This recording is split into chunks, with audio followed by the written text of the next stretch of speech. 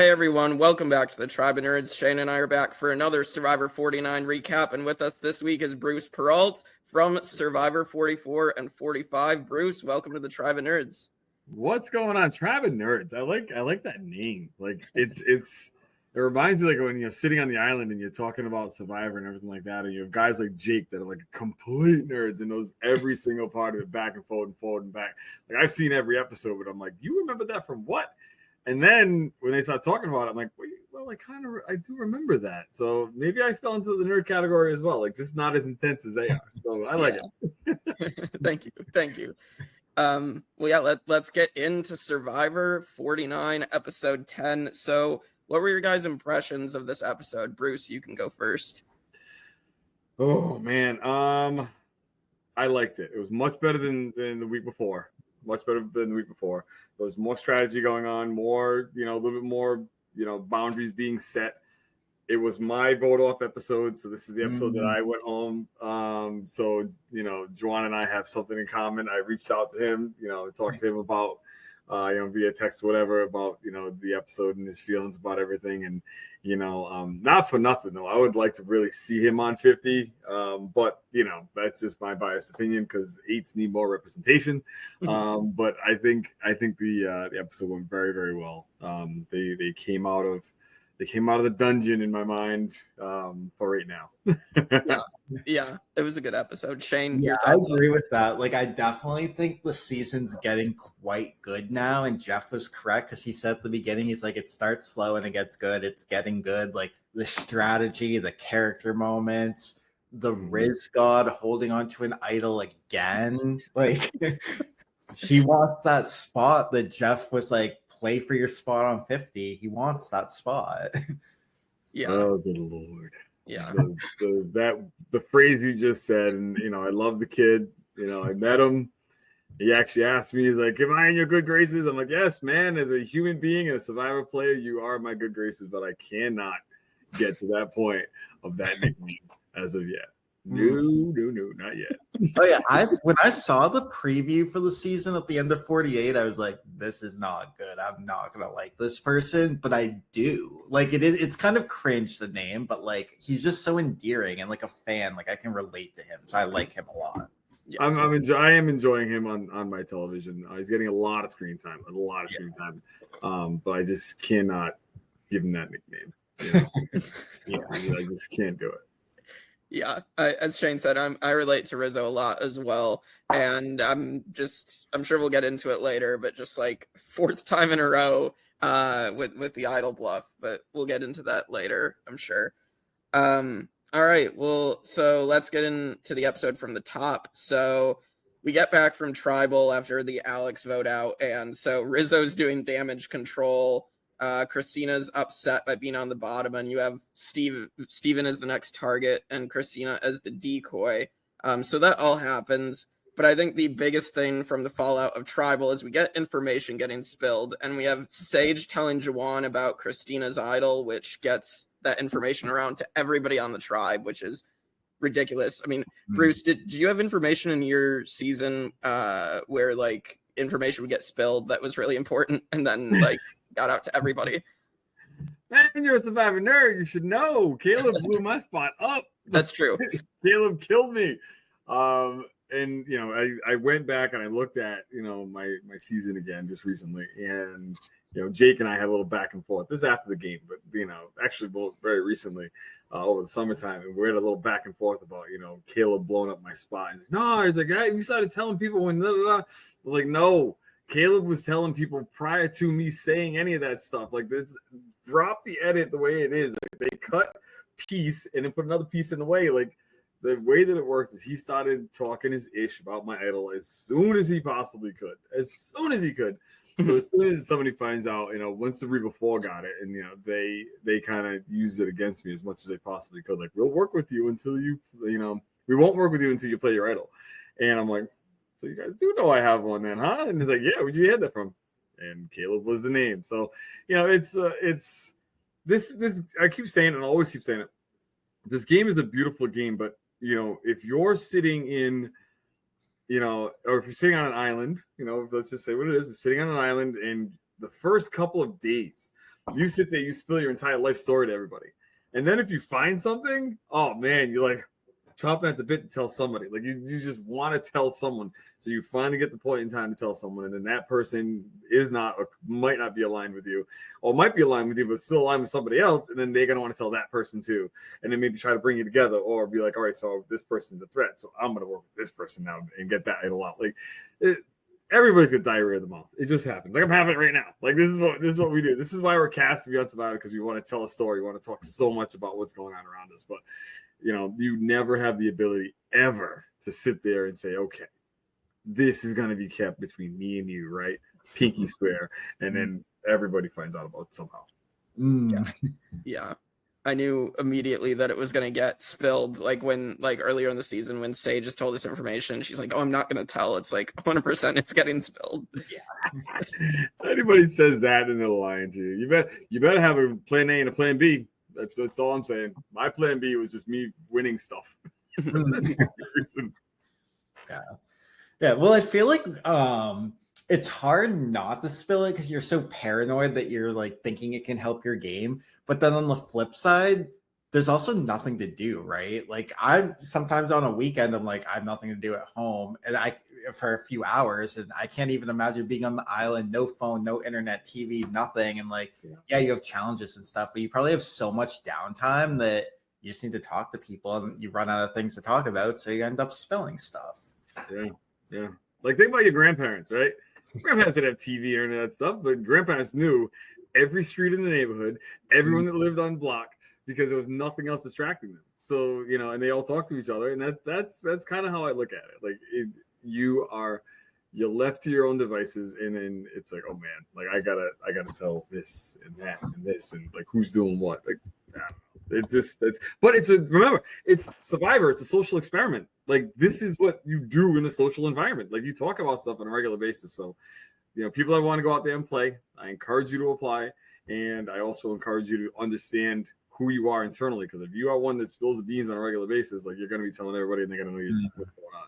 If you're one that holds everything in, you want to give information out because you then don't want to be exiled because you don't want to talk to anybody. So it's such a push and pull of a beautiful game here. So yeah. Absolutely. So yeah, then we also get that moment. Sage is like, yeah, tell him that I'm farting or whatever. I heard that in the episode. I was just like, and the fact that like when he went back and told them, and I mean, yes, it's an edit, but seemingly they believed it and thought it was just normal. Yeah, man. And listen, if you got flatulence, you got flatulence. Like people can get it just from drinking water. Like it's either you burp or you fart. Like pick one. Like there's no getting around it. That's where our system works. And if she started a precedent, which she did by breaking wind at the very beginning of the game, maybe that was a strategy. I met her. Thank God she didn't break wind in front of me while I met her. But it's like you use what you got. You have to be who you are when you go out there. You have to. Like if you go out and you pretend to be someone that you're not. I remember being told by one of the castaways, why don't you just pretend to do like to fly into the radar a little bit, and then we could have ran the game afterwards. Like, no, man, because that one time when I'm hungry and irritated and I snap, it's going to be a complete like, oh my God, who the hell is this person? But they already know that I'm going to be loud. I'm going to be whatever. And then if I am loud because I'm hungry, they're going to understand like, yes, this person, he's loud, he's hungry. Like we got it. So fart away if you need to. Yeah, and it was pretty hard for you to do that once Emily Flippin called you out immediately. Nah, listen, that was beautiful. That was absolutely beautiful because everybody else was like pissed at her. Like they were like, "Who does she do? You're our primate. Like you're Bello. Like why you?" Blah, blah, blah. And I'm just like, "Oh yeah, that's horrible. Like she came right at me. Like all that stuff." And I'm just like, "Hey, I'll let you guys do what you got to do." And her arc changed, which was good. So she, did her thing. And I love that she's on 50. I am not spoiled by 50, by the way. I'm like, just like everybody else, I want to know exactly what happens, when it happens, and then go from there. But it would be nice if somebody calls her out on the mat just to be funny. That'd be hilarious.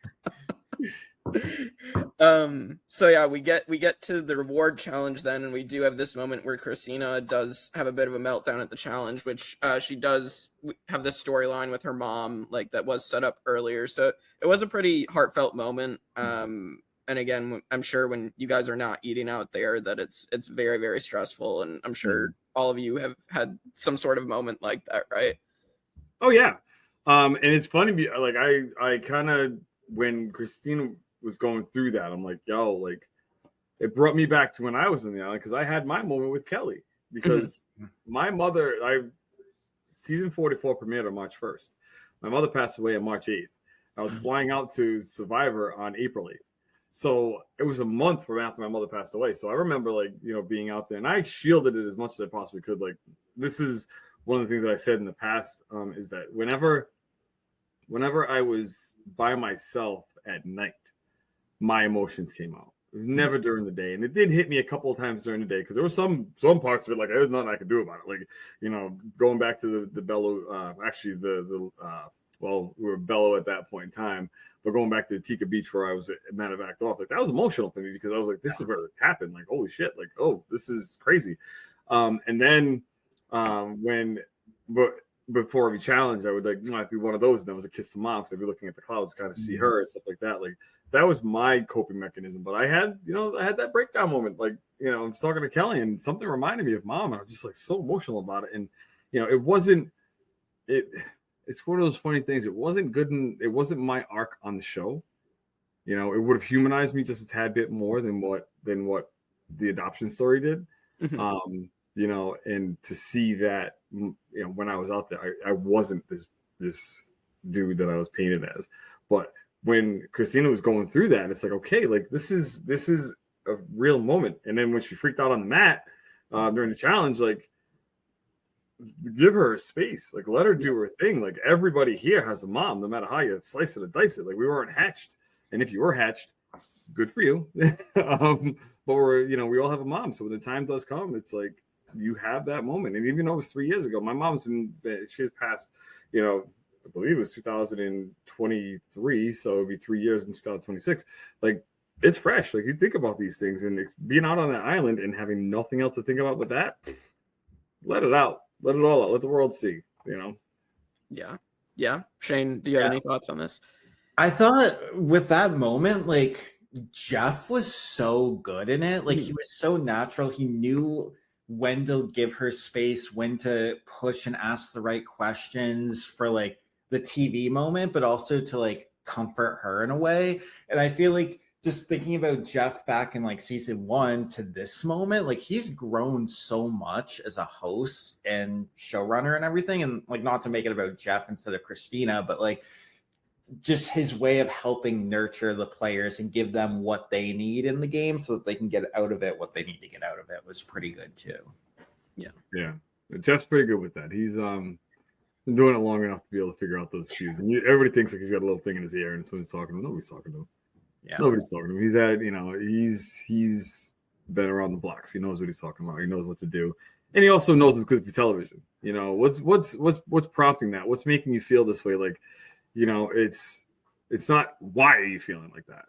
What's making you feel that way? Tell me about how you're feeling. Like, you know, those type of questions work very well in sales, and being a showrunner, aka salesperson, just selling a show on a regular basis. Like, he's doing the right things by that and humanizing people, and, you know, on a show. And because we know that the keyboard warriors are out there, you know, all this emotional crying on the show. Shut up. Like, go ahead, go in your backyard for 3 hours and just, like, have no phone with radio or anything like that, and no food, and just see how you're gonna react. Like, oh, I gotta get in the house. Like, my creature comfort's right there. Nope. Quiet. And he'd be out there crying, like, oh my god, I stubbed my toe 3 years ago. Like, it's just gonna come out. Yeah, the Facebook people and the Twitter people that just complain about everything, that's just ridiculous. Yeah. I've gotten to a point where with Twitter, I was firing back at people, and I'm like, you know what, I'd much rather have a video call with them, you know, and then I could just be like, you know, you can see my face and be like, all right, say what you said. Like, and then if you want to meet up, like, we meet up, like, say what you said. But it's like, it doesn't make any sense. Like, that's a whole nother podcast. Yes, for sure. So we get into the reward challenge, and they have to leap off, swim, get the buoy, and land 3 in the target nets with, like, the tether ball. So this was a pretty unique challenge, I thought. I don't quite remember them having used a tetherball in too many other challenges like this. That was new. Yeah, which it's impressive that they can like innovate and come up with new stuff. 25 years later, they're still having new stuff. It's like the magic of Survivor. Yeah, it's the arts department is really cool. Like they put their work into what they're doing, and more than likely that very well could have been like the brainchild of like a Tyler Perry or something like that. You know what I'm saying? Just somebody that's, hey, how about this? And then they mock it up, and then they do it. They got probably this little thing, and they hit it like that could work in the human level, and just throwing a ball. But the arts department, they do very well. And another credit to give to them is that the people that are on the oh my god, I just had it in my mind, the team that run all the challenges prior the to Dream Team. Dream Team, that's it. Thank you. They literally like they go through that, and I'm assuming that they find ways just to tweak it a little bit harder. If it's too easy, they got to tweak it a little bit. So yeah. I'm a full big fan of that. Also a big fan of they had that balance beam over the water again. Yeah. And I got questions in regards to that or statements, but that was good to see. And then that balance beam they went across. Like you would think it's like, oh my god, it's only that big. No, that son of a bitch was like this big. It's bigger than my head. Like they could have walked side by side with their feet and not had to worry about it. They're like, bouncing like this. And I'm just like, just walk, man. That thing's huge. But the multi-level one, what do you guys think about that? Like the multi-level one, you can't fall off, which is fine. You shouldn't be able to touch the water. Now listen, I know we're gonna get into this in a second. I hope we're going to get into it in a second, but you shouldn't be able to touch the water. Like, I don't understand. And I said water properly for you, Jake. Like, I normally it's water. But you shouldn't be able to touch it. And Rizo, he touched it. So did Christina. Like, I'm just trying to, like, wrap my mind around that because I stood up. Like, I'm sitting on my couch and watching that. I'm like, no, they can't touch the water. So, I don't know. Thoughts? I feel like in past seasons they've had different rules where like if their feet touch the water they have to go in, and then this one it was like not consistent with that. So I don't know. I feel like if you touch the water you're off the beam and you're in, especially with that one because it was like kind of easy to hold on and not completely fall off. So I feel like you should have been out. But yeah, well, and Christina was like literally falling off and just like grabbing on, and I'm just like, I was shocked they let her stay on. Also, the fact that Jeff said like basically something of this has never been done before, and he forgets about Suri and Game Changers. Like, yeah. And it's so weird how to parallel the both of them because Suri was going through the same exact thing. She overcame it. I honestly think that Christina's was more TV epic. Meaning more actiony, more like you're like, come on, let's put your arm up. You're doing that kind of stuff. Suri, it's like your heart's like, come on, girl, like you got this, like come on, you got it. One of those. And like I don't know, if I was to put them 1 and 2, Christina she'd take 1. I got that. Yeah, because Cerise, it was basically a done deal at that point, and they're like, well, just get over it just for your own like growth, where Christina's was like in the middle of the challenge, like the challenge was not over by any means, and she showed like the personal determination and then could help her team do well in the challenge. And somebody yelled it, I don't know who said it, but somebody yelled out, do it for your mom. I don't remember who yelled that out, but someone on her tribe did that, or on a team I should say, did that, and I was like, yo, that's fire right there. That's gonna add fuel to the fire and go from there. Not a Jawan, that's fire, because he said that's fire far too many times. And young man, I'm gonna let you know, it's okay to use verbiage every now and again, just not all the time. Or Rizzo saying cinema all season. Yeah. What are we doing? What are we doing? Like my cinematic thing would be like fireworks and Transformers and all that other stuff. Like I want to see John Wick come out of the out from somewhere and taking out 17 people. That's cinema.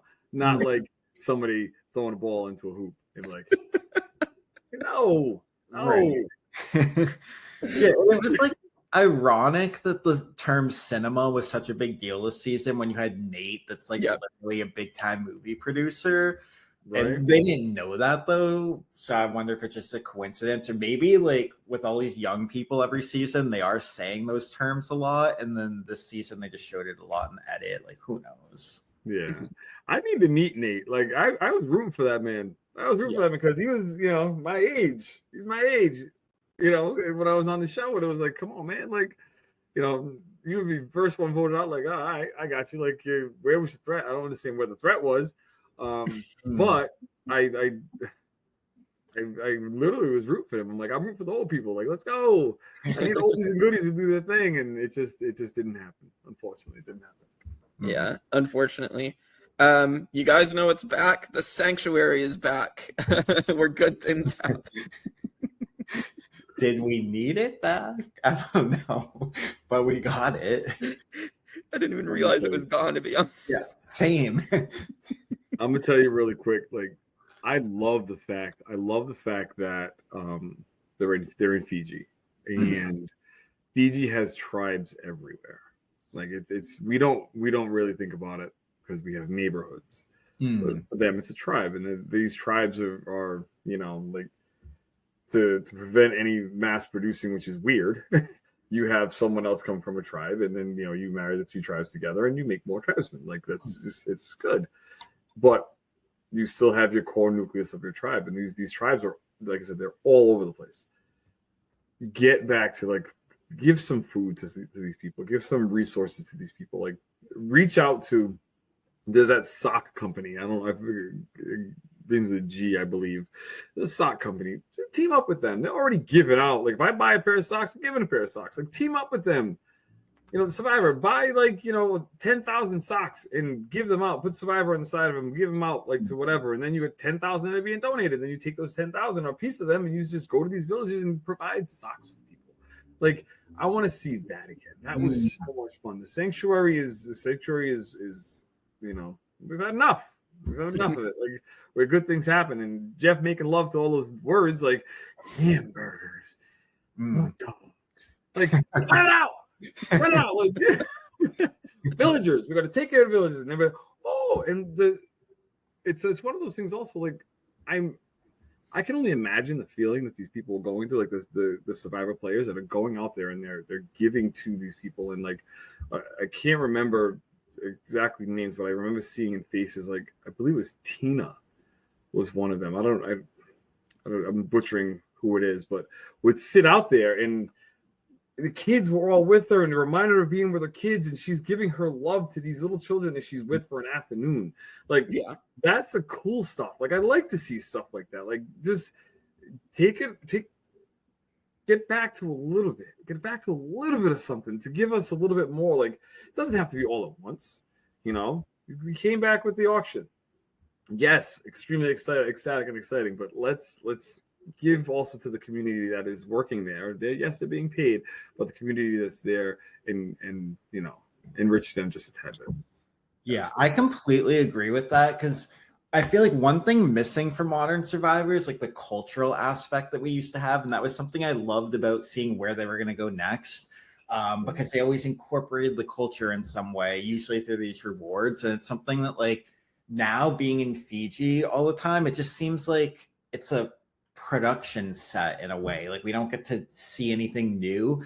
And also I love the aspect of giving back. I mean, like I do Vanquish, you've played our game, and it's all about doing Survivor, giving back to charity, and I love that aspect and would really love to see Survivor incorporate that again. And I know they've done it, like when they went to Fiji for the first time in season 14, they had the reward where they had the car reward, drove the car with school supplies to one of the rural schools, and could see all the kids there. And like, why can't you do that again? Like, I feel like that would just be a really special thing to have, and even the players would probably appreciate it too. Yeah, and it's one of those things too. It's like, so wherever they're set up, like they're in the cutout area or they're on the coast of an island. More than likely, take a trek around the corner, up and over, half a mountain, if you will, and there's a village on the other side. You know what I'm saying? So it's not like it's not far. record them on their walk, like what they're excited about, like just something like and then get them there and show us, an eighth of that walk because we don't want to see the whole thing. But then show the give back aspect. So yeah. For sure.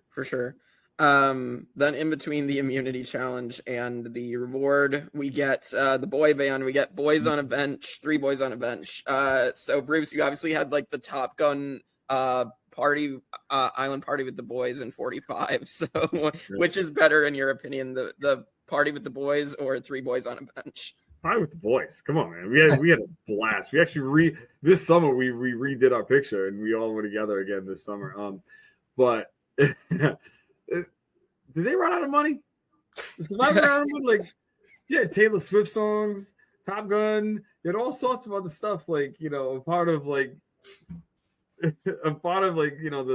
soul of Survivor. You probably brought some people in, and now all of a sudden it's like you got Jawan beatboxing on the side over there. Like, what's going on? Come on, man! Like, give me some production. But Steven, I'm gonna give you hats off to you because you tried. Yeah. You acknowledged that you can't rhyme, and you still kept going. So I appreciate that.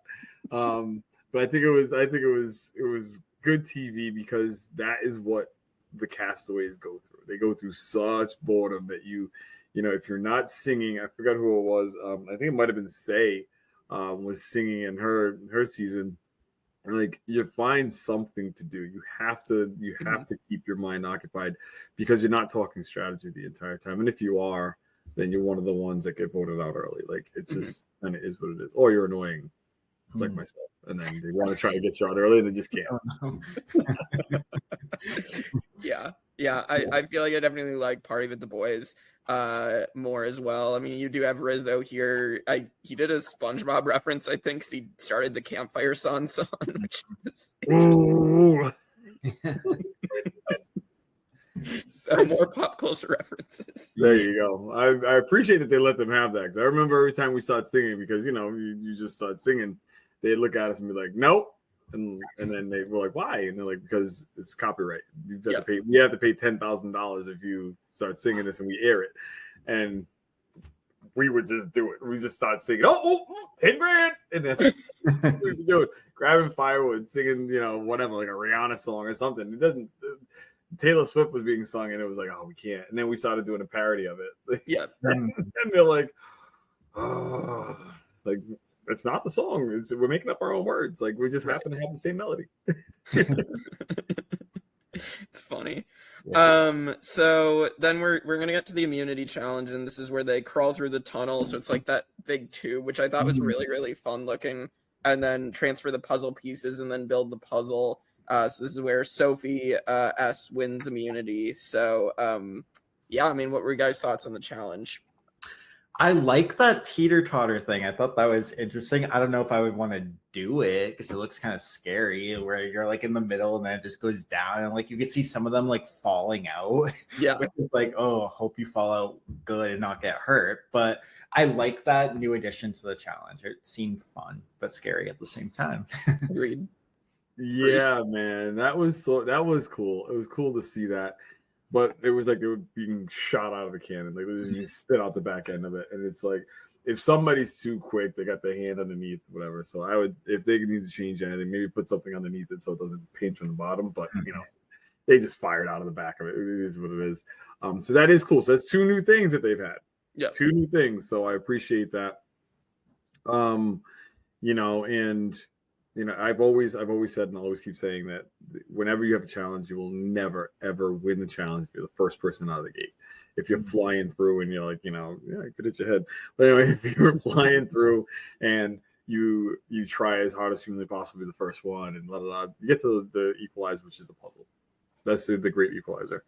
And there's no getting around like the fact that Sophie, they kept her around way too long because she's been in she's already won 1. She's been how many other challenges has she been like almost there to win, and then all of a sudden like she loses at the last second or whatever, and now she gets another one. Yeah. So you gotta You gotta the cool thing about Survivor is that everything is luck. It's a zero-sum game, as Jeff says. But the fact is that you gotta be definitely aware of the threats and not just who you like. And did we also pull into the fact that how many guys are left? Just 2 now after Jawan left. So yeah. So it's that is what it is. That falls into a part of it. Like good for the ladies for having the majority at this point in time. And we've seen over the years how it's always been massive amounts of men going to the very end, taking one woman with them, and then the chips fall as they may. And the shift happened in the new era, which is good. Yeah. But those are kind of some things to be conscious of. And sitting some of the bros down and being like, yo, do you see what's going on around us right now? Like, what's going to be the best thing for us to be able to make it to the end? Because if not, like, whatever it is, what it is. The lady's going to make it, but lady makes it. Guess who's not making it? You and me. So let's figure this out. So that's just my way of being like, I'm not being sexist. I'm just trying to be like, let's just see the writing on the wall. So. Yeah, well, because like the women, 5 women have won in the new era and 3 men. So yeah, the women were winning quite a few in a row for a while. Yeah. It's track record speaks for itself, and it seems to me like there's going to be a woman winning this season. So yeah, just saying. I don't know. Believe me, I don't know. I have no idea. I'll put that out there right now. I am not spoiled. I'm not. The only season I've ever been spoiled on was season 39, and that was it. No other season was I spoiled on. So, and I knew about 45 and 44 because Well, yeah. Shane, any thoughts on the challenge? Yeah, Sophie is like really interesting with the edit because she got nothing at the beginning, and even when she got stuff, it was kind of negative, like bashing that fruit reward. Yes. So like, what is going on here? But now she's coming out as this huge threat, which I feel like we've seen edits like this before. It reminds me of like Lindsay from 42 got very little, and then she's the one to beat at the end, and also had a challenge streak. Yeah, this makes me think something similar is going to happen, and maybe this is like our 5th place edit we're looking at, and Sophie's going to 5th, or who knows. But it does seem like something where they had an opportunity to take her out at that split tribal. They didn't. She found out they didn't want her out, so now that gives her a little drive to like win challenges, because I feel like when your back's against the wall, there's like something in you that like propels you to win the challenge. I don't know what it is, but I've witnessed it in online games. I mean, I've seen it enough on Survivor where someone's like, oh yeah, I really need to win, and then they win. So that's not a good thing if you're not Sophie, because she's going to win these challenges and then you might not be able to get her out. But she's definitely getting some momentum here now that we're really getting into the end game. Yeah, you saying that, you find something, you definitely do. First immunity that I won was against Julian. It was the first one, so you want to win the first one. So that's your drive. Everybody wants to win the first one. So, and then the second one, I didn't have a vote. Like I was a sitting duck. I had my idol in my pocket, but we won't talk too much about that. But I had my idol in my pocket, but I'm like, yo, like I don't have a vote. Like, what am I supposed to do here? And then I'm like, in my mind, I'm like, can I even use my idol? Like, am I just a sitting duck? Like, where am I at this point in time? So, and I knew I could use it, but it's like, even still, I don't really want to. So back was against the wall. So might as well try it as hard as humanly possible and pull it out. And here we are. So, but yeah, there is definitely something. You're hungry. You barely eat any calories, and it is no joke. You come around that corner, you see what's going on. For the challenge that you're about to do, and Jeff standing there, and your adrenaline starts pumping. Your adrenaline does not stop until either A, your body makes it stop, or B, you're walking away and you're like, oh man, that was fun, but I'm so tired. So yeah, that's the inner workings of it all. This has to happen. Yeah. I did also want to mention we did have the rice dilemma, but no one took it this time. So nobody gives a shit anymore. Nobody cares. It's unfortunate. Like Jeff stabbed the hell out of that bag. Wow, stabbed it. And we're just like, whoa, and Drew hopped up first. Yeah. I got you. Nobody cares. Like Rizo actually said it. And I'll give him that. This is probably the reason why he's coming back, because he just narrated the hell out of it, and he did a very good job, because that's what they want. They want someone that can tell a story and kind of give good TV, and they can slice and dice as they may. Don't mean to burst your bubble, Jeff, but in 7 days I can have as much rice as I want. Yeah, right. Way too late with bringing that up. Way too late. They should have done that episode after the merge. And the people that would have fought the hardest would be the people that didn't make the merge feast. And it is well documented how pissed off I am about the merge feast. Like, if everybody gets to the merge, everybody eats. Yeah. But you're cutting that in half. But whatever. That's who am I? I'm not on the production team. But yeah, way too late. They don't care. They don't care. Their bellies are already as small as a pea. And if they wanted to be full, they'd go crack open a coconut, Right. catch a couple crabs, call it a day. Like when Jawan caught that fish. Yeah. that was like a 18-ounce tomahawk steak. Yeah, and they also like have all these rewards thrown in now, and like when you're with these small of numbers, it's almost a 50% chance you're gonna get taken on reward anyway. So you're gonna get food, and then like you said, it's 7 days, and it's not even 7 days, because if you make it to the end, you get the final 3 breakfasts, then you're gonna get food at the end. So it's like 6.5 days, and you've gone 19. You can go 6 more. Yeah, that's right. And not for nothing, weren't they supposed to be getting letters in this episode? I think I heard a rumor about that, but I'd heard a rumor about that, but I guess they didn't. I don't know. It's interesting, because I've only heard that too, Bruce. Like, I missed that. Like, come on, man. Like, we're beyond COVID now. You just shrunk the game down 13 days. Okay, it's 13 less days of production. You're still getting the same credits that you're getting from the Fijian government. It is, I think, round trip. I think it's round trip $4,000 for someone to leave from wherever they are. So for me to go from Rhode Island to LA, LA to Fiji, Fiji to LA, LA to Rhode Island, it's like $4,000. Wow. Drop in the bucket. Drop in the bucket if you're going to send 8 people out there. Yeah. Like, bring it back. Like that, like, do you guys remember, like, you've seen the old seasons and stuff like that? Like, I remember seeing it live. You guys are babies. I remember seeing it live and being like, that's so awesome. Like, you know what I mean? Like, that stuff right there, that makes you fight. And yes, now it's a shorter game, and like there's 6 days or whatever that are remaining at this point in time. So is it a benefit to have that again? But it's definitely a benefit to get your letters. Like, I know when I didn't get my letter, and I got Drew crying, Jake was crying, Austin was stoic, and I played as stoic as I possibly could, but I was hurt. Then we had guys' night, and we actually talked about it, like how we didn't get our letters and stuff like that. But when I finally got my letters, when I got to Ponderosa, man, it was equally as painful. Yeah, because you got to read them. You got to go through that emotion, even though you're not in the game, and it would have been something to thrive, like help you thrive. So hopefully they got them and they just didn't show it. I just that's another thing, another old school thing that should come back. Yeah, I totally agree. I think so that had been a rumor. They did have a secret scene for this week that I'm sure we can get into here, where I guess Sophie B went through Christina's bag and found that Christina had the idol, and I guess that's why they switched from Steven off to Juwan. I believe. Yeah, I'd rather see that in the edit than the boys on a bench. But then again, if they show that, they're kind of giving away the outcome. And I figured just from how the edit was going, it's either Sage or Juwan, but I didn't know which one. So it's kind of exciting to not know which one. But like, I've already given it away anyway. Just give it away some more.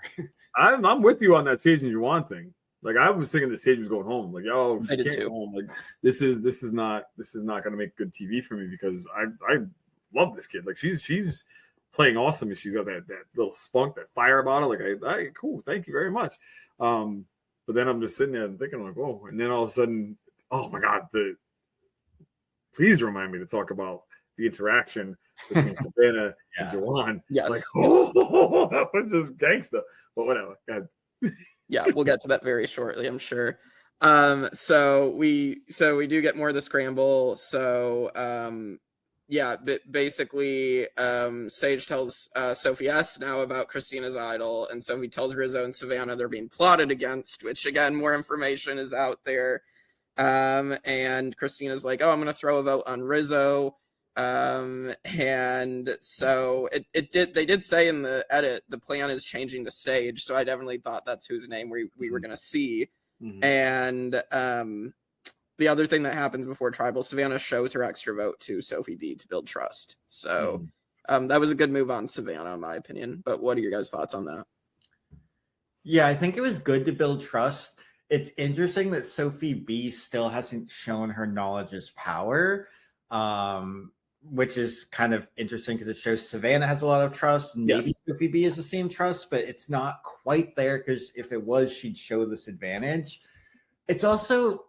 I don't know. Like, I expected that she was going to play it this episode. Like, I just thought she was going to take Christina's idol, and she didn't. So I'm like, is this not going to get used again, or is she going to use it on Rizo down the line, which is interesting to think about because they're in a tight 3. Is someone else going to find an idol and she uses it? I don't know. I just was expecting it, and then when Christina plays her idol, and I don't know. I guess they just didn't see the threat of it because they figured they had the votes, and Christina, it doesn't matter who she plays the idol for, it's not going to matter anyway. Right. So yeah. Bruce? Yeah. I'm gonna foreshadow just a little bit. I'm thinking in my mind that if Soph does the right thing, she grabs Rizzo's idol, right? Before Tribal. Rizzo's her boy. Grabs the idol, blah, blah, blah. Everybody votes. Those votes on Rizo. Plays the idol for Rizo. I think that would be like a gangster move. Yeah. Absolute gangster move. And then you guarantee you take out the person you want to take out. Now, when does she do this? And how long does this thing last for? Is it over at 5? Like, 5 people left in the game, which would make sense. At that point, so she's got 2 more times to be able to use this thing. So who is she going to, whose power is she going to take away? Right. Because the extra vote's gone, the idol's gone from Christina. Rizzo has his, and then if somebody finds it and if she doesn't like who finds it, maybe she takes that person's. Yeah. Who knows? But in my mind, why not be like, I'm going to take it from you, but I'm also going to save you at the same time to build that thing. Might piss them off, but she'd have to preface it with like, I want to protect you always. You know what I mean? And then do it like that. I don't know. That's the kind of stuff that goes through my mind. Yeah. And we'll see. But I really do think that in Christina playing her idol on Steven, just to have it flushed, like that kind of sucks for her. But it is what it is. She got it out there, and we'll talk about some more stuff in a second. Yeah, well, let's. I mean, Shane, did you have any other thoughts on this play from Sophie? No, I think I said what I said, and it will be interesting to see what, if anything, she does. I feel like we're being set up for her to just not play it, which is like I want to see a move like what Bruce mentioned. I hadn't thought about that, but that's actually like pretty brilliant, especially like in this era of Survivor. I feel like old school, they'd be like, you're just manufacturing stuff, like it's unnecessary, who cares? But now like people are like breathing big moves, and if she sells it right, like that could be her key to win if she makes it to the end. Where now like maybe she makes it to the end and pulls this out and it's like, look, I had this and nobody knew and I didn't have to use it, but they're like, well, you weren't a threat anyway. Kind of like what happened to Xander in 41, where it's like, well, I had this idol I never used. They're like, who cares? We weren't going to vote you anyway. So I don't know. It could have been a way for her to get some momentum, because I feel like Sophie B had a lot of momentum pre-merge. The only problem with that is like half of them didn't see it. And you could look at it and be like, well, she only had to play the game because she was so bad at the game that her tribe lost every challenge. We, on the other hand, were really good at the game and didn't have to play. So who cares that she did all that stuff pre-merge? I think that the only way that would hold, I don't know, the really good, really bad of the game. Mm. It's the luck of the draw. Yes. Because you look at someone like a Lulu tribe. That's what I can speak of them. They were absolute dog shit. They were just, excuse my language. And not them personally. Yeah. Just in challenges, they were just so bad. But you had good players on those tribes. It just so happens that they just all went to tribal council over and over and over and over. They won one reward, the fruit basket, and then all of a sudden they're back at tribal again. Yeah. So it's like it's a jinx of being on the wrong tribe. So she's very smart. She's under the radar. She's not being targeted because the people that she's with are big enough shields in front of her. So when someone says, "Oh, we're going to vote for you anyway," there's a difference. There's a difference between everyone knowing that you are somewhat useless in regards to this, and we need to carry someone along with us for their vote. I don't think that's the case with her. I think that she's integral. There's a good part of what she's saying to them that we're maybe not seeing on camera. But I think I can name a couple of people that were just absolutely useless. Didn't have any thought in their mind to be able to say, "Hey, this is what's going to help us move forward," or "Hey, here's a move that I'm thinking about. What do you guys think?" It was like, "Oh, that's your move. Okay. Oh, that's what you think. Okay," and then kind of go from there. So I don't think that so falls into that. Yeah, I think the edit isn't supporting a Sophie B win just because I feel like if the edit was supporting it, then we would have been showing her looking through Christina's bag. But yeah, unfortunately, we're just it's a surprise in that, and but maybe they do. Let's just say she does win. Yeah, they can always go back and say, "Hey, that's true. We gave you a secret scene. We gave you an Easter egg." And this is what it was. Like, you should have seen this thing coming. Like when Erica won, when Erica won, I was like, what? Like, that's true. Yeah. How did she do? Come to find out, we did a lot. It's just that it wasn't shown. Right. So, the guys in the cutting room floor, and they need to a little bit more like thought. You got an hour and a half, man. Like, if it was an hour long, like I could understand, like you got to leave a lot of stuff out. You got an hour and a half. That's in TV world, if you will. That's what, an additional 12 minutes. Yeah. So that's a lot of time. Yeah. Slicing and dicing. So, yeah. I don't know. That's just me being very critical. Yeah. Well, let's get to the theatrics of tribal council. So we get Christina playing her idol on Steven. It's going to be incorrect. We then have Rizo finally, as we think, getting up to play his idol for Savannah. But it turns out he just played a fake. And I definitely didn't look at, we've seen that these idols are just like beads. So I'm honestly thinking that he's finally playing it. And then Jeff says it's not a real idol. And I'm just like, okay, so Rizo definitely just did that for TV purposes. Exactly. And let me there's one thing I want to go back to. Yeah. The immunity challenge when they were doing the discs and kind of raising, that was cool. I like that. And Christina flew through that. So we'll give her the flowers for that. Anyway, back to what we were just talking about. Played a fake idol. This is not who oh my god, I can see her face glasses. She just won Rachel. Yes, thank you. Rachel, her shit was straight up. Yes. She needed to know who was with her and just she found out right away. Yeah. Rizo did his and there was nothing came of it. Right. It was for again, like you just said, Jake, it was for TV. Yeah.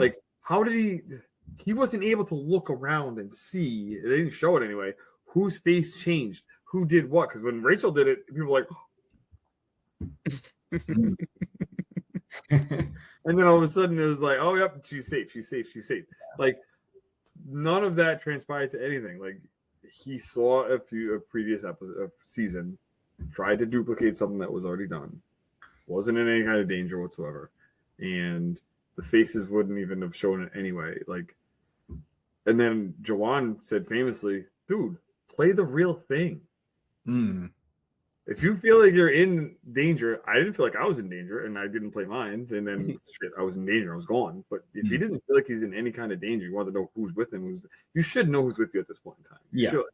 Yeah. And you have two women that are with you 110%. You know that. Who else do you really need? So are you questioning one of the two women that are with you? Mhm. Are you questioning the one that you brought over? Right. Like, what is it? Like, you have to explain to everybody kind of what it is. Does he have damage control when it goes back? Right. You know, when it goes back to tribe, like what's the deal? So I don't know. Definitely a made for TV moment, as I used to call it back in the day, and probably but whatever. Yeah, like I appreciate moves when there's like intentionality behind it and not just performative. And this definitely, I agree, seemed very performative and like what was the intention? Because if he was trying to do what Rachel did, great, but it just didn't seem like that whatsoever. Because when he sat back down and Jeff's like, "Oh, it's fake," like he just had this smug look on his face. And I'm like, okay, so you're performing. Because one thought was like, okay, well, maybe he could try to fake them out that he never had an idol to begin with, which is going to be tough because a lot of them saw him find the thing. Yeah. But, you know, maybe you could say that and then be shocked that it's fake and you had no idea, blah, blah, blah.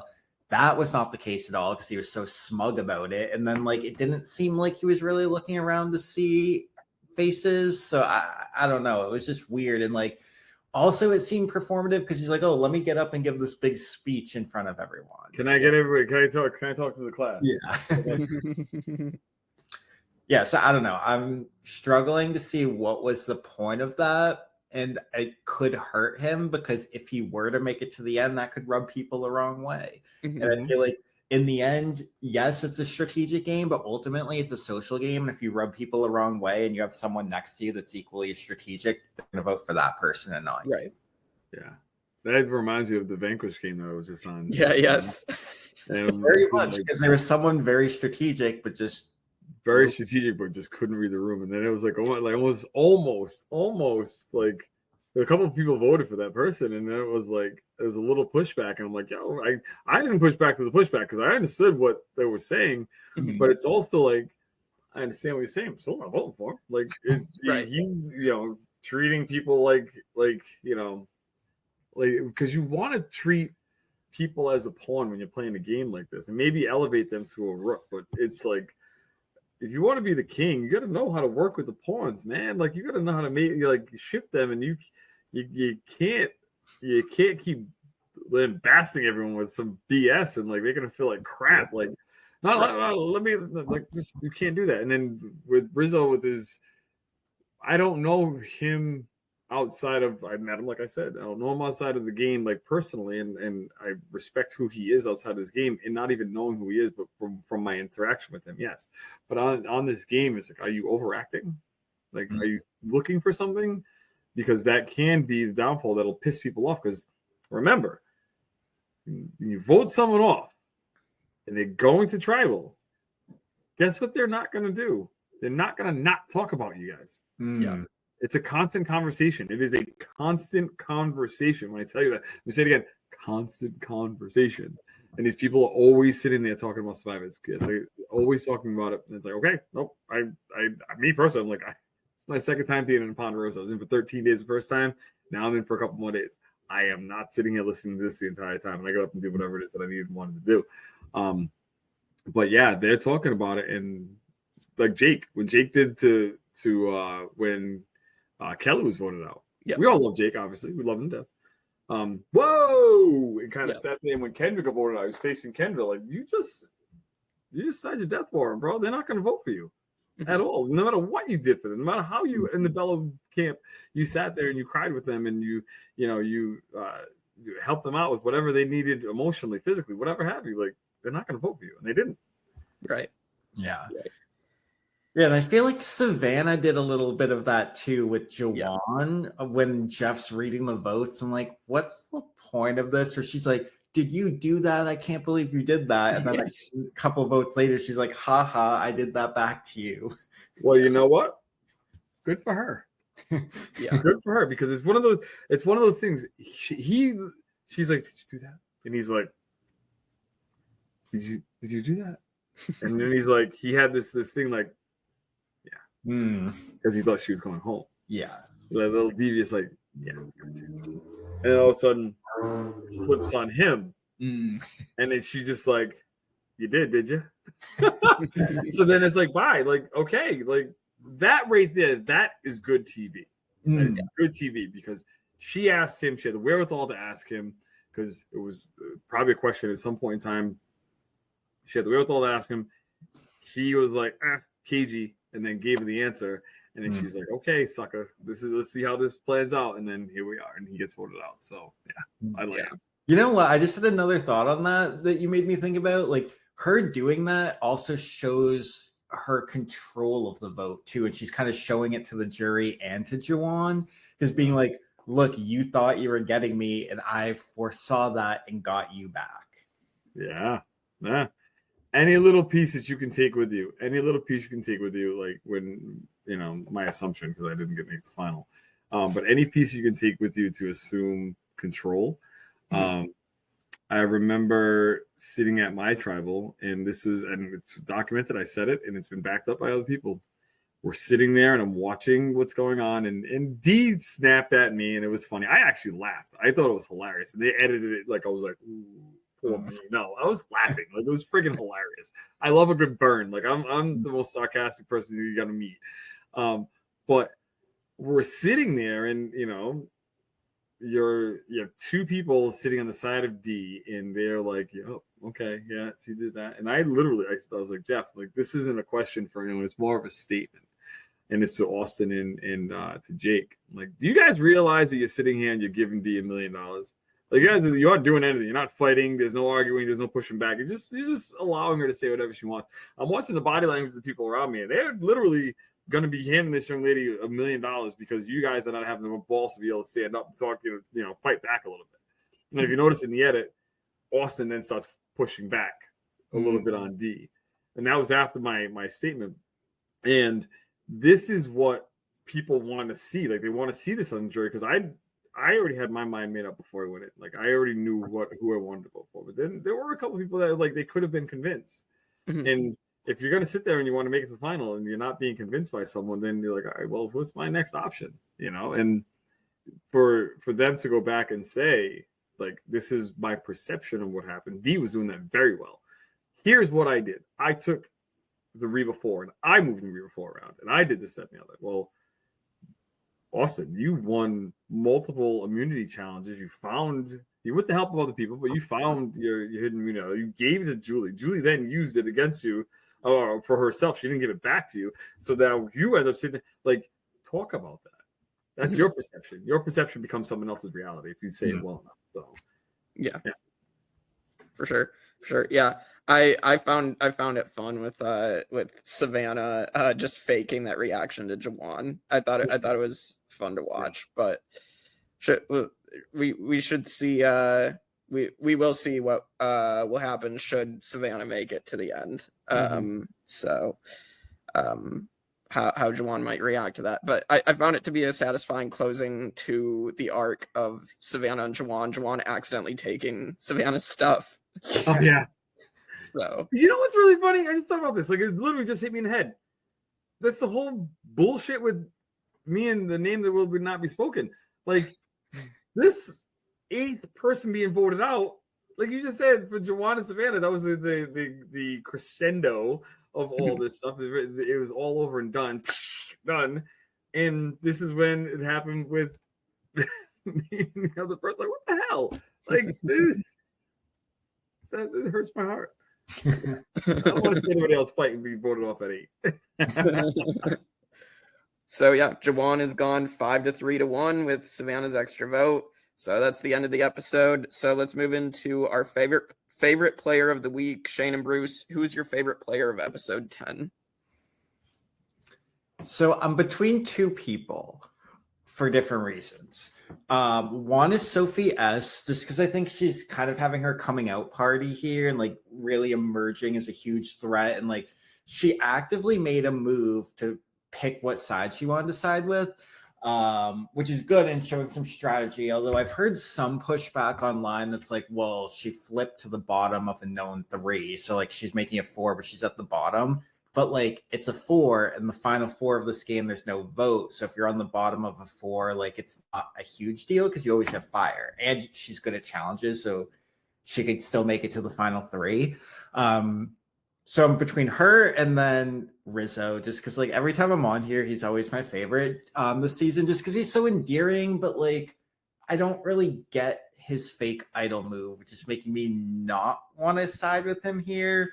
So I think I'm going to side with the strategy and go Sophie S. It's a good pick. Bruce? So I'm gonna grab one of yours, one of them being Sophie S, and I'll get to that in a second. But Christina was the other one. The only reason for myself is personal, with her having her her human moment. That's she played her idol for Steven, whatever. Go find the idol that they're gonna put back so you can have another idol again. Like that's all I'm asking. But that personal side of it is there. Now, as for Sophie, you're fighting to be at the bottom of a 3, like you had just said, Shane. I appreciate that. You're fighting to be in the bottom of a 3. But with her track record, she is, I feel, stronger than the top 3. To be able to get the things that she needs to keep herself in the game. Now, in the previews, we see her going back and forth with Sage a little bit. So hopefully that's, I don't read much into that, but if it is anything that comes to fruition, hopefully she comes out on top. As much as I love Sage to be there, I think that the track record is a little bit stronger on the other side. But yeah, that's my picks for the players of the week this week. Good picks. I'm sticking with Rizo. I just find him so much fun, even though, yes, as much as what I said with Savannah also rings true for Rizo. Like, if he makes it to the end, we can see what happens should that happen, and it might come back to bite him, as you guys both said. So, I think the thing too in regards to Rizo, and again, no shade on the man outside of the game. Shade in the man in the game is that we have this thing as former players, like, and this is, I've spoken to other people about it. So you got so much damn TV time. Why didn't I get that much TV time? You know what I mean? But I got a ton of TV time, and it wasn't all in a good way. But anyway, but there's also the side of Rizo where, his narration is what's keeping him alive. Like him not playing his idols, playing a fake idol, like that's, I think him playing the fake idol is one of the bigger moves of the season for me. But in looking at the way that it's all kind of coming out and like the strategic talk and stuff like that, and kind of the narration, and then that's all fine and dandy. But like his performance in challenges and stuff like that, like if you're a whatever your nickname is, if you're that, like you should be like ascending. Always, like in the fight, like ready to be a part of it. And again, I was a physical player, and I'll never ever say that I wasn't. If I ever play again, which I don't think I ever will, but if I ever play again, it will be that very same thing too. But my strategy was still there. Like I was very strategic, and I was able to see things and read things out. But taking a look at it and saying like, Rizo, like, man, like give me more than the mouthpiece. Like give me more than that. Survivor is more than that. Like you have to be able to be well-rounded. And I think that if it's not a 50-50 by way of strategic and physical, I think it's more like a 75-25, and he's being strategic, but he's really just talking a lot. And producers love that. They really do. Yeah. All right, last thing for both of you. What are your predictions for episode 11? It seems like Sage might go on her revenge tour now after Jawan has been voted out. So what do you guys think is going to happen? Sage was hung up on Jawan, man. She's now looking for a home. Is she going to fight to take Sophie's place and in the bottom of the 3 and be the 4? Like what is she going to try to do? Like, where are you at this point in time? So, I remember the feeling. I was hanging on to Kelly, not killing her game, just being like, yo, whatever you need to do, I'll do. And then kind of go from there. But when she has her own thoughts, which are great, and I think she'll be okay. But I am scared for her this week just because Jawan left, and she seemed to, according to the edit, she seemed to be his only number one, or he seemed to be her only number one. Yeah. Sure. I could definitely see her being in trouble, but because the preview kind of focused on her, it could be a red herring. So I don't know. I mean, I could also see Sophie S being a target and like new groups forming, but like I don't know. It seems like she's in a good spot, so maybe not. So it's hard to say. And like my prediction for the end game is I do think at least 2 of like the Rizo, Savannah, Sophie will make it to the final 3, because we've seen these like threesomes, like the Tika 3, the Reba 4. It's always at least 2 of them making it.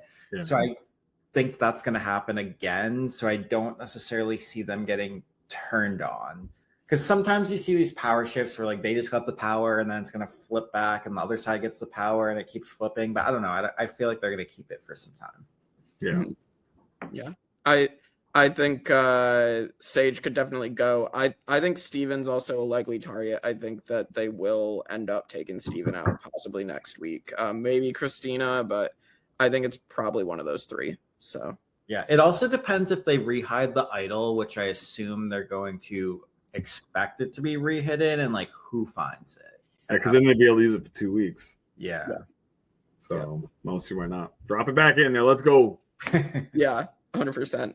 Well, not like a DS one either. Like, hey, here's a map to, it's a beware advantage, whatever. But here's a map, and you just basically walk around the corner. There it is. Like, come on, man, make it work. Yeah. Yeah, for sure. Well, thank you so much, Bruce, for coming on. This has been great. So, lots of fun.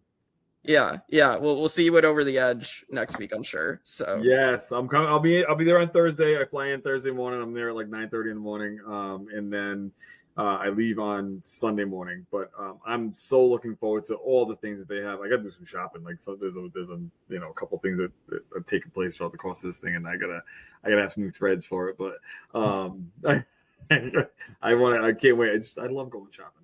I like buying clothes, even though I always wear the same kind of t-shirt in an event. So, but I'm looking forward to it. And if I could speak on it for a second, my charity is Adoption Rhode Island. As we all know, or should know, or maybe don't know, I was adopted at the age of 7 by the Perreault family. That's how I got this amazing last name that's here.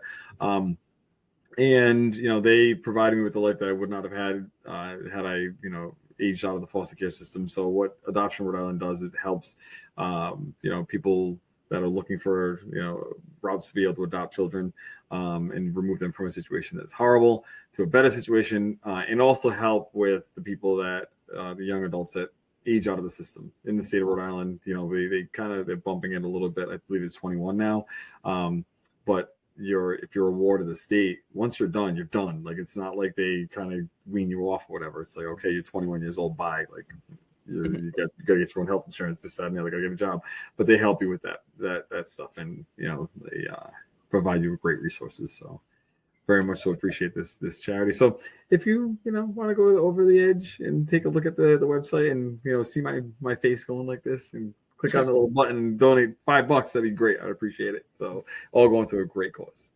Yeah. Well, looking forward to meeting you in person, Bruce. And as I am with you guys. Yeah, of course. And with that, we will see you all next time for more Survivor 49 on the Tribe of Nerds.